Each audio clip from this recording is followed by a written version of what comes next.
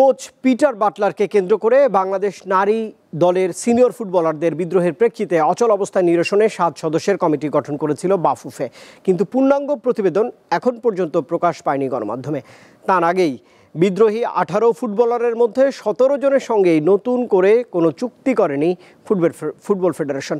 ফলে প্রশ্ন উঠেছে, কি রয়েছে নারী ফুটবলারদের ভাগ্যে? সত্যজিৎ রায়ের অমর এক সৃষ্টি, যত কাণ্ড কাঠমান্ডুতে।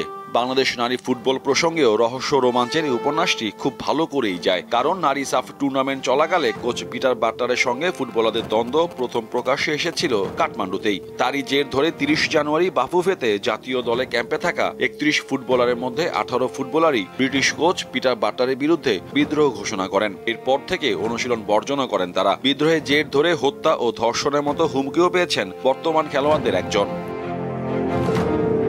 নারী ফুটবলাররা দীর্ঘদিন ধরে নানা বঞ্চনার শিকার। ঘরোয়া নারী ফুটবল লিগের কাঠামো ঠিক নেই। ফ্র্যাঞ্চাইজি লিগের আশা দেখিয়েও সেটির আয়োজন করতে পারেনি বাফুফের সাবেক সভাপতি হাজী সালাউদ্দিনের কমিটি। বিদেশি লিগের খেলা প্রস্তাব পেলেও নারী ফুটবলাররা অনুমতি পান না বেশিরভাগ সময়। চোটে পড়লে সুচিকিৎসার ব্যবস্থা নেই, বরং চোটগ্রস্ত ফুটবলাররা একটা সময় ক্যাম্প ছাড়তে বাধ্য হন। ক্ষোভে অভিমানে ফুটবল ছেড়েছেন সিরাজ জাহান স্বপ্না, আঁখি খাতুন, আনাই মগিনী, আনুচিক মগিনী, সাজেদা আক্তার সহ অনেকে।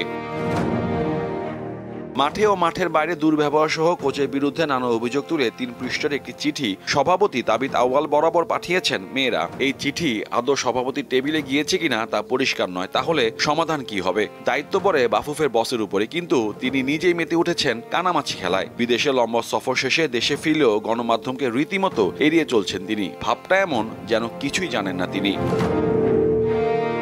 নারী ফুটবলারদের সাথে আলোচনা করেছে বিশেষ কমিটি, কিন্তু সঠিক ও নিরপেক্ষ সমাধান হয়নি। অথচ তার আগেই লিস্টে থাকা 18 বিদ্রোহী ফুটবলারের মধ্যে 17 জনকে চুক্তির বাইরে রাখেন আউয়াল কমিটির এক কর্তা, যিনি কিনা আবার নারী উইং এর চেয়ারম্যানও। তাহলে দেশের ফুটবলে নারীদের এত সব অর্জন কার জন্য, কিসের জন্য?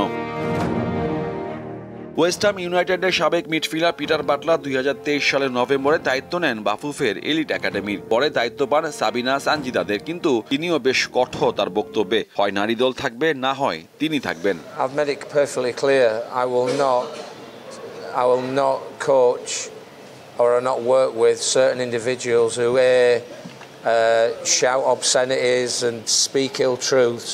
দরকার সমাধান, কিন্তু তার জন্য কোন পথে হাঁটবেন দেশের ফুটবলের শীর্ষ কর্তারা তা দেখার জন্য যেমন প্রয়োজন সময়ে, তেমনি কালক্ষেপণ করেও কতটা সুষ্ঠু সমাধান করতে পারবে বাফুফে তা নিয়ে সংশয় থেকে যায়। মোহাম্মদ হাসিব, দীপ্ত স্পোর্টস, ঢাকা।